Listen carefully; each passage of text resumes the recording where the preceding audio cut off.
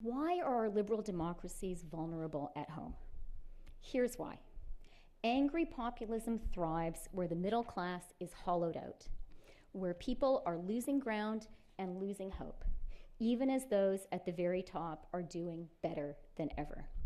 When people feel their economic future is in jeopardy, when they believe their children have fewer opportunities than they themselves had in their youth, that's when people are vulnerable to the demagogue who scapegoats the outsider, the other, whether it's immigrants at home or trading partners abroad. The fact is, middle-class working families aren't wrong to feel left behind. Median wages have been stagnating.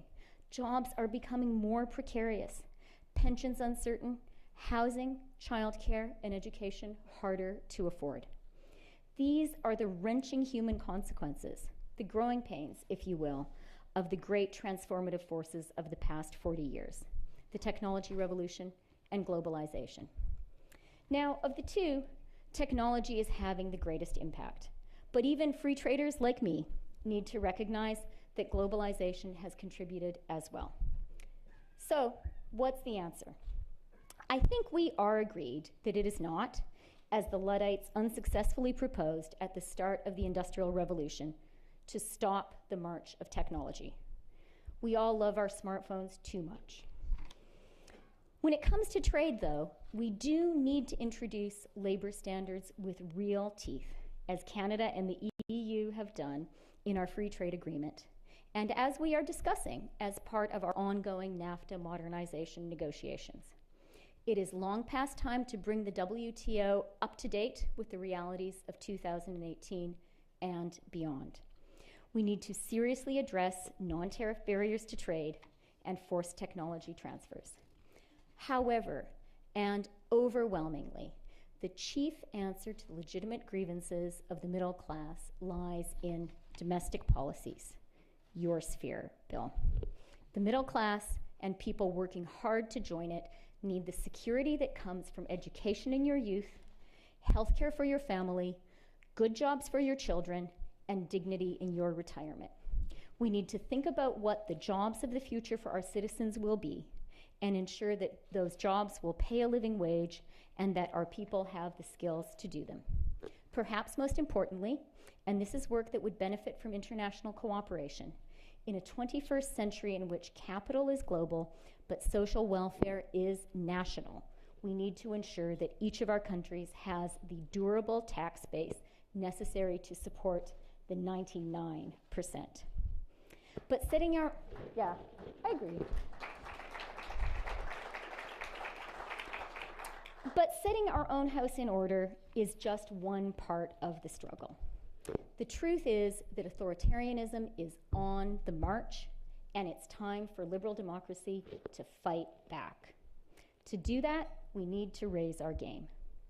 One device strong men use to justify their rule is the Soviet trick of whataboutism, the strategy of false moral equivalency, which holds that because democracies are inevitably imperfect, they lack the moral authority to criticize authoritarian regimes. We heard this species of cynical rhetoric, for example, from the Venezuelan foreign minister at the Organization of American States meeting in Washington just last week. We must be smart enough to see through it. It's possible, indeed necessary, for us to acknowledge that our own democracies aren't perfect. The record of my own country's relationship with Indigenous peoples, for example, is one of tragic failure. But admitting our mistakes doesn't discredit us. On the contrary, it is one of the things that makes us who we are. Authoritarianism is also often justified as a more efficient way of getting things done. No messy contested elections, no wrenching shift from one short-termist governing party to another, no troublesome judicial oversight, no time-consuming public consultation. How much more effective, the apologists argue, for a paramount leader with a long-term vision, unlimited power, and permanent tenure to rule. We need to resist this corrosive nonsense. We need to summon Yeats's oft-cited passionate intensity in the fight for liberal democracy and the international rules-based order that supports it. Remember those great words at Gettysburg. government of the people, by the people, for the people, shall not perish from the earth.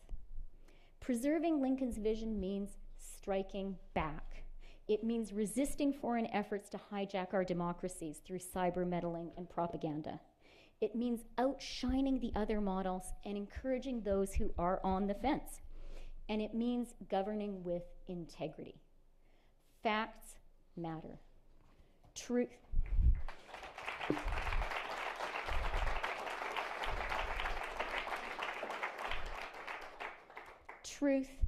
matters.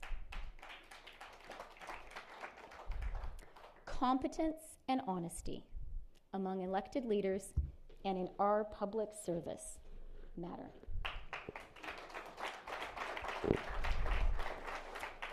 Now, I'd like to speak directly to Canada's American friends and to my own many American friends who are here in this room. Let me begin by simply saying thank you. For the past 70 years and more, America has been the leader of the free world. We Canadians have been proud to stand at your side and to have your back. As your closest friend, ally, and neighbor, we also understand that many Americans today are no longer certain that the rules-based international order, of which you were the principal architect and for which you did write the biggest checks, still benefits America. We see this most plainly in the US administration's tariffs on Canadian steel and aluminum imposed under the 232 National Security Provision. We share the world's longest undefended border. Our soldiers have fought and died alongside yours in the First World War, in the Second World War, in Korea, in Afghanistan, and in Iraq. The idea that we could pose a national security threat to you is more than absurd. It's hurtful.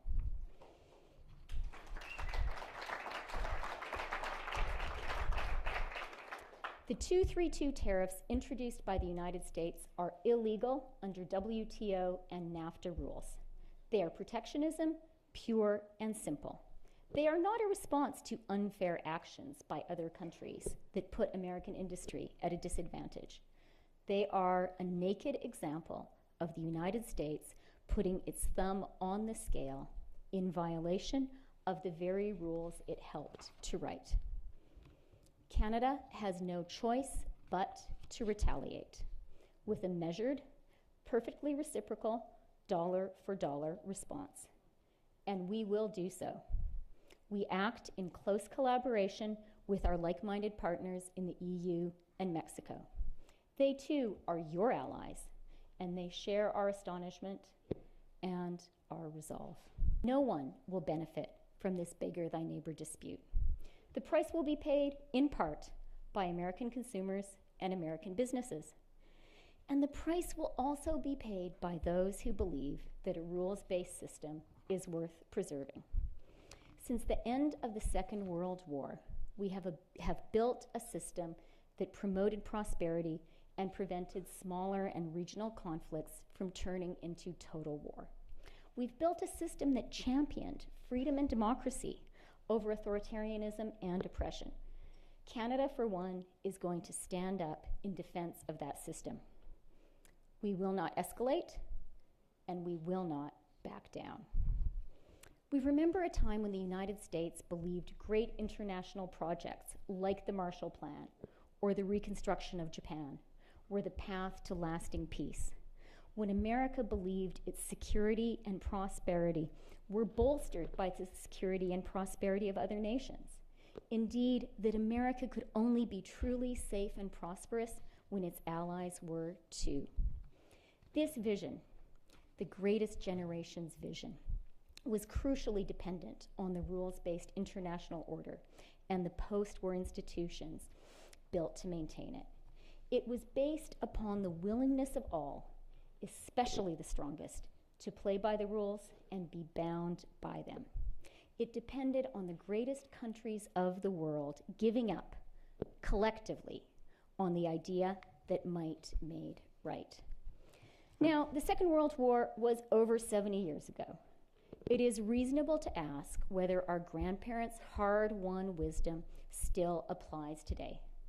I am certain that it does, and for some new reasons.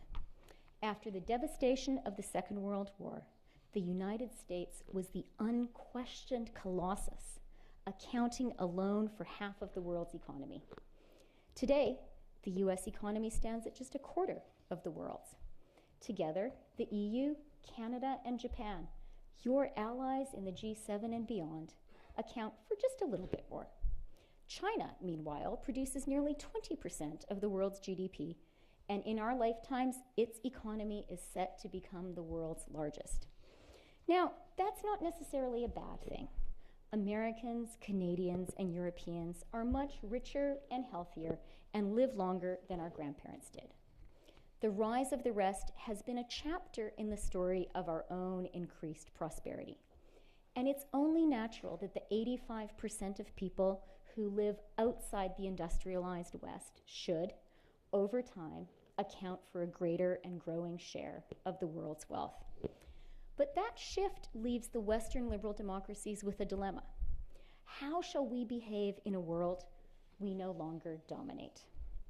One answer is to give up on the rules-based international order, to give up on the Western alliance, and to seek to survive in a Metternichian world defined not by common values, mutually agreed upon rules, and shared prosperity, but rather by a ruthless struggle between the great powers, governed solely by the narrow, short-term, and mercantilist pursuit of self-interest. Canada could never thrive in such a world.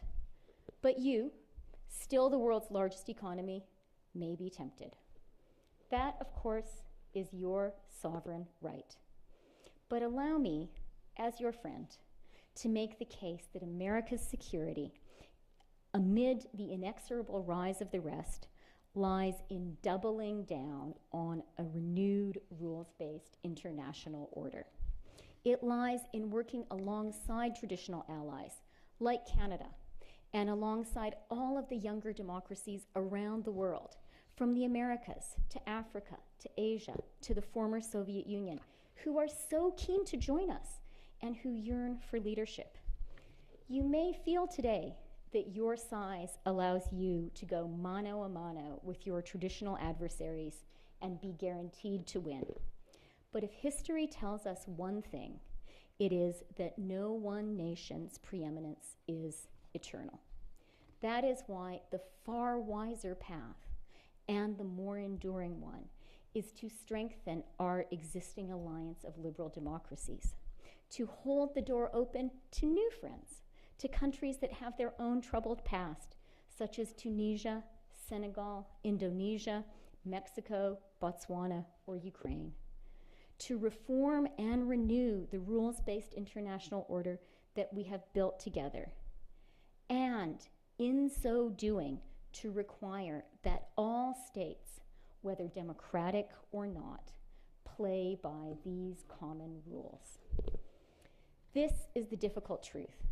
As the West's relative might inevitably declines, now is the time when, more than ever, we must set aside the idea that might is right. Now is the time for us to plant our flag on the rule of law so that the rising powers are induced to play by these rules too. To explain my faith in you, in America, let me remind you of the city on the hill Ronald Reagan evoked in his farewell speech in 1989. It was a tall, proud city built on rocks stronger than oceans, wind-swept, God-blessed, and teeming with people of all kinds living in harmony and peace, a city with free ports that hummed with commerce and creativity. And if there had to be city walls, the walls had doors, and the doors were open to anyone with the will and the heart to get there. This city, open to trade, open to immigrants, speaks to Canada's values too. Indeed, these are the values of liberal democracy. These values are under attack from outside our walls. Most corrosively, even inside the shining city, some have begun to doubt them. My country, Canada, believes in these values. We are ready to defend them and the rules-based international order that unites all of the world's cities on the Hill. Our friends among the world's democracies, in Europe, in Asia, in Africa, and here in the Americas, are shoulder to shoulder with us. We all know we will be strongest with America in our ranks, and indeed in the lead. But whatever this great country's choice will turn out to be, let me be clear that Canada knows where it stands, and we will rise to this challenge. Thank you.